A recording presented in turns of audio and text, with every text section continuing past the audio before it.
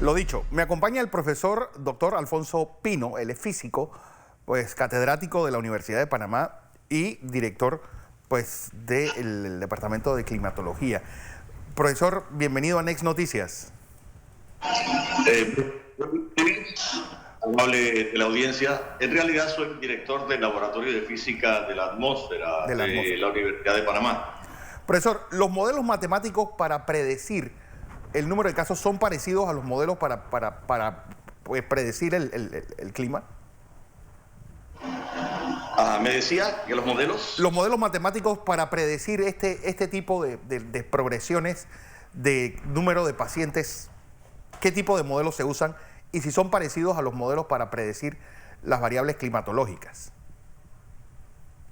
Los modelos que se emplean para estudiar la propagación de una epidemia, de una pandemia, al igual que el crecimiento de una colonia bacteriana en un medio de cultivo, son modelos exponenciales, pero al inicio es exponencial. Conforme las medidas o controles de mitigación van surtiendo efecto, ese módulo exponencial comienza a parecerse a una S, y a ese tipo de modelos se le llama modelo sigmoidal, siempre y cuando, como decía, las medidas de mitigación sean efectivas. ¿Qué significa un modelo de tipo exponencial?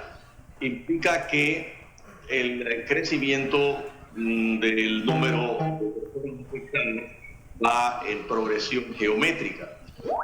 Por ejemplo, igual ocurre en el caso del crecimiento de una colonia bacteriana en un medio de cultivo apropiado. ¿A qué me refiero?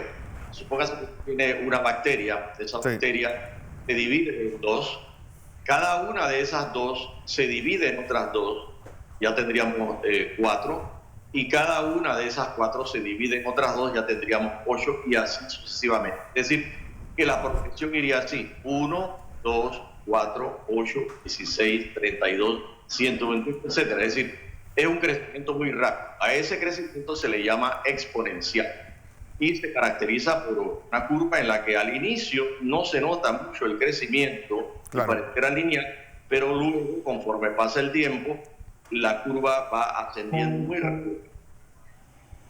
Profesor, usted ha presentado un modelo donde habla de que el pico de esta pandemia en Panamá llegará a mediados, en la segunda quincena de abril, y será de 2.100 casos.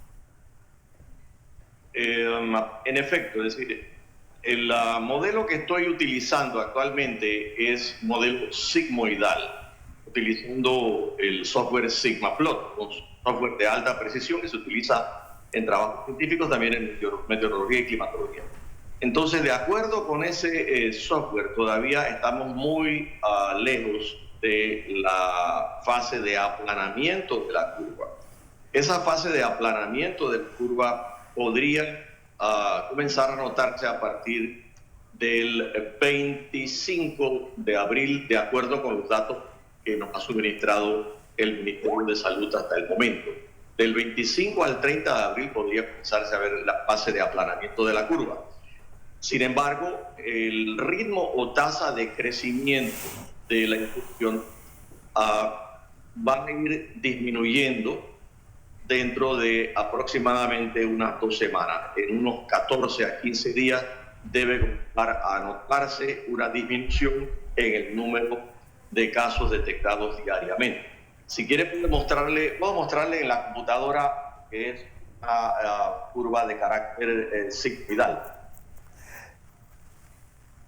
Pues ahí la tenemos, una curva, profesor, donde lo más importante es lo que está pasando entre el 24 y el 27 de abril, donde se va a pasar de 1.054 casos a 1.900 casos. Es decir, vamos a tener casi duplicándose el número de casos en muy poco tiempo.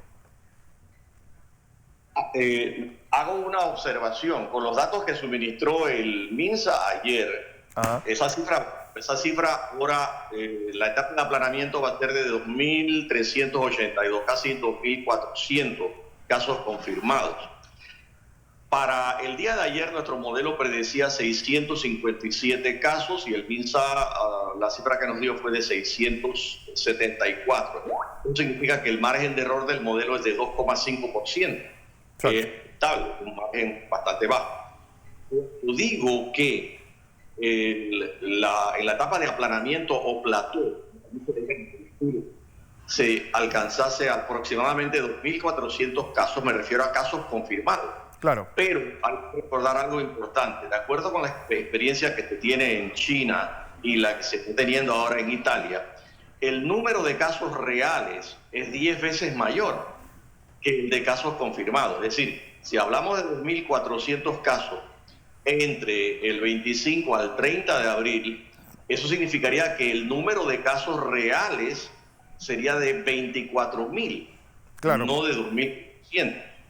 Eso es realmente importante porque hay muchos casos que no se van a detectar. Algunos porque pasan casi que asintomáticos y otros porque simplemente no se les llevó a cabo las pruebas. En este modelo se mantiene constante también la tasa de mortalidad.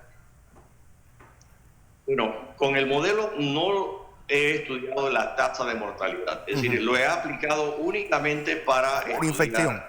El número de casos diarios acumulados. Por ejemplo, para el día de hoy el modelo pronostica 800 casos confirmados de COVID-19. Pero se podría intentar aplicar no necesariamente un modelo sigmoidal, sino otro modelo para establecer cómo va variando la tasa de mortalidad. Se puede hacer. Ingeniero. Profesor, en cualquier estudio bioestadístico, todo va a depender en un modelo bioestadístico para medir variables de esta naturaleza, como por ejemplo son las pandemias, etcétera. La dinámica del proceso. Los modelos matemáticos no pueden registrar la efectividad de las acciones que se están tomando. Entonces, más que predicciones en cuanto a los números, lo que tenemos que buscar es cuál es la tendencia que indica esto para ver en qué punto se produce una inflexión. Ayer estudiaba los modelos que están presentándose en los Estados Unidos y hay, como efectivamente lo va a haber siempre, muchas discrepancias entre los científicos acerca de cuál es el modelo que podría predecir esto, porque las variables que se están dando son tan complicadas que impiden llegar a conclusiones como esta, por ejemplo. El presidente de los Estados Unidos pretende a través de un modelo decir el día de Easter yo abro porque va a caer. Entonces, esto es un poco bien difícil porque la dinámica del mismo proceso, A, no se mide en todos los casos, B, no se sabe si las mediciones están en las áreas de mayor incidencia, no tenemos, pero sí podemos predecir cuál es la tendencia de las cosas que podrían pasar y qué medidas debiéramos tomar. De manera que en cualquier modelo bioestadístico yo busco más la tendencia que la predicción de los números. En efecto, es decir, nosotros no podemos pretender que el modelo nos va a dar efectivamente la cifra real que se va a ir registrando diariamente, sino más bien la tendencia y buscar el punto de inflexión, como usted lo plantea. Sin embargo, por la información que se tiene de los científicos chinos en cuanto a cómo y de qué factores depende la infectividad y la tasa de crecimiento de la propagación o de variación de la pandemia, se puede establecer que uno de los factores importantes es el hecho de que el virus se mantiene, digamos, con su mayor carga viral durante los primeros 7 días de que la persona haya sido infectada. Entonces, si esa persona está en la calle, cerca de otras personas, tocando objetos que pueden ser muy variables, de cartón a plástico, a metal, etcétera, allí se están dando vías de propagación.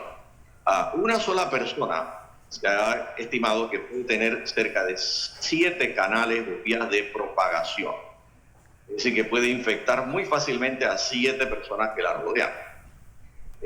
También se ha establecido que esa carga viral está correlacionada con la edad. Mientras mayor edad tenga la persona, mayor carga viral va a presentar, y por esa los efectos van a ser mucho devastadores para una persona de edad madura a tercera edad que para una persona joven.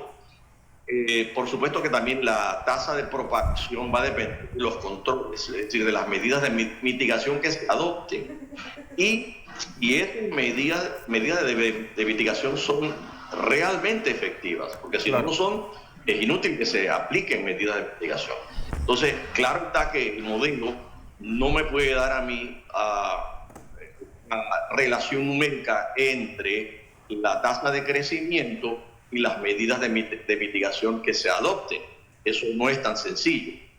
Pero se sabe que conforme esas medidas sean efectivas, esa tasa de crecimiento de la curva va disminuyendo y la curva se tiende a acercar más rápidamente a su plató, es decir, a la zona de aplanamiento. Eso es lo que se puede decir. Claro. Es una predicción, profesor, gracias, Alfonso Pino. Él es profesor catedrático de física en la Universidad de Panamá. Ha hecho este modelo donde pues pronostica 2.100 casos, segunda quincena de abril, sería donde la curva empezaría a decaer. Ojalá, bueno, las medidas de mitigación ayuden a paliar esto.